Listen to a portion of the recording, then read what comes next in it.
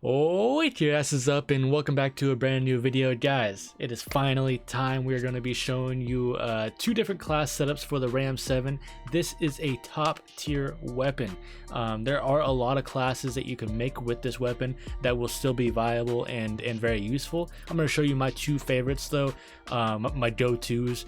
The one's going to be more of a rushing class and the other one's going to be pretty balanced. So if you do still want to move around a little bit, you can, but it's able to pick people off on those mid to longer range gunfights as well.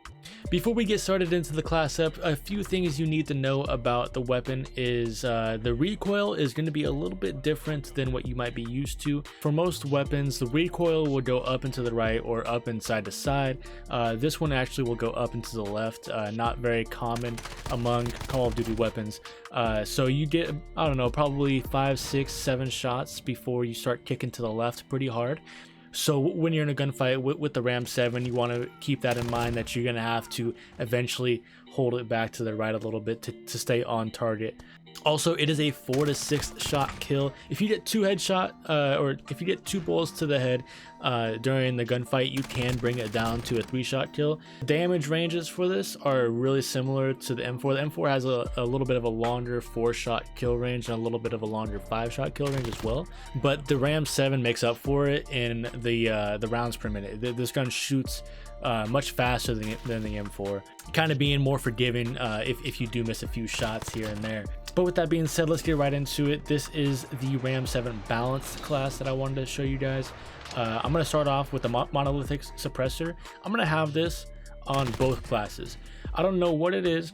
It does increase your range by about 7.5%, so it kind of brings it a little bit more in line with how the M4 is as far as damage ranges go. Next up, we do want to increase the ranges as much as we can without losing too much. I'm going to go with the Forge Tech Clip. This does slow your ADS speed by 1 frame, so you do got to keep that in mind, that you're going to be losing some of that ADS speed, but we will try to make up for that and try to balance it out a little later on. For me, I don't really use a laser or an optic for this. I think the iron sights on this weapon are really good, but we're going to put a stock on this. We're just going to do a close quarter stock to try to balance out that ADS speed.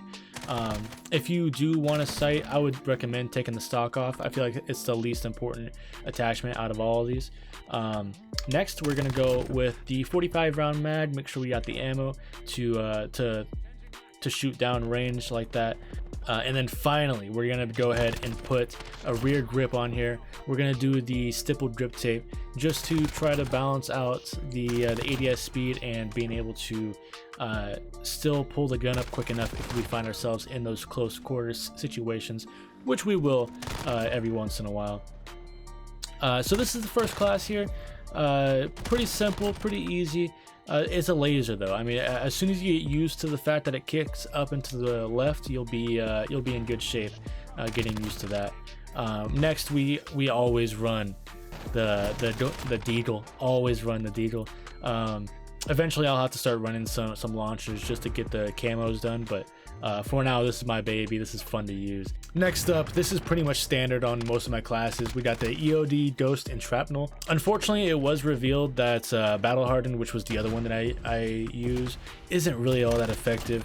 We kind of knew that already, but I was hoping it would eventually get a buff. It might in the future. If it does, I'll let you guys know. Thermite's been my go-to lethal for a while now. Semtex is cool, but I think the Thermite is a little bit more effective. It can cut off certain lanes, whereas the Semtex doesn't really do that for you. And then Stim Shot, if you do want to be more aggressive, that is what we go for. The Stim Shot has helped me in so many different ways. So this is the balance class for the RAM-7. Now time to get into my favorite class setup for this, which is more designed for rushing. It's going to be the close to mid-range gunfights rather than the mid to long range. Alright, so for the rushing class for the RAM-7, we're going to start off once again with the monolithic suppressor. This is still going to be the best way to get any range out of your weapon while staying off the map. I think it helps a lot. A lot of people don't recognize the sound of the suppressed bullets, so it allows you to get some free easy kills. But next we have a barrel. We're actually going to be using the compact barrel barrel this time. This one's gonna help increase your ADS by quite a bit, along with your movement speed. What it does though is it actually does reduce your range by about 10%, whereas the monolithic suppressor will boost it 7.5%. So you only lose a little bit here. As far as range goes, you don't have to worry about that too much. So now you get the benefit of the extra ADS speed without any of the negatives, or with minimized negatives of the range for you. We're not going to worry about a laser or optic this time around either, or a stock. What we're going to do actually, we're going to go down to the under barrels. The compact barrel will actually increase your recoil just a little bit. So to minimize that, we're going to go and add an under barrel. We're going to add the Merc forward grip. This one's going to help a lot with just the vertical recoil for you. So you're going to be able to minimize that as well. Pretty standard for you. And then we got the ammunition. We're going to go with the 45 round mags again. It doesn't actually decrease your ADS speed like it says. At least for console, it might for the PC, because you have higher frame rates, so you're able to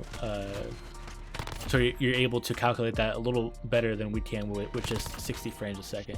But if you're on console, it doesn't matter if you put this on or not. As far as movement speed, it does decrease your movement speed by 1%. Not too worried about that. This is already the fastest weapon in the AR category, so you don't have to. So you have a little bit of leeway there for you. And then finally, we're going to add a rear grip. Once again, stippled grip tape, aim down sight speed, sprint to fire speed. Pretty straightforward.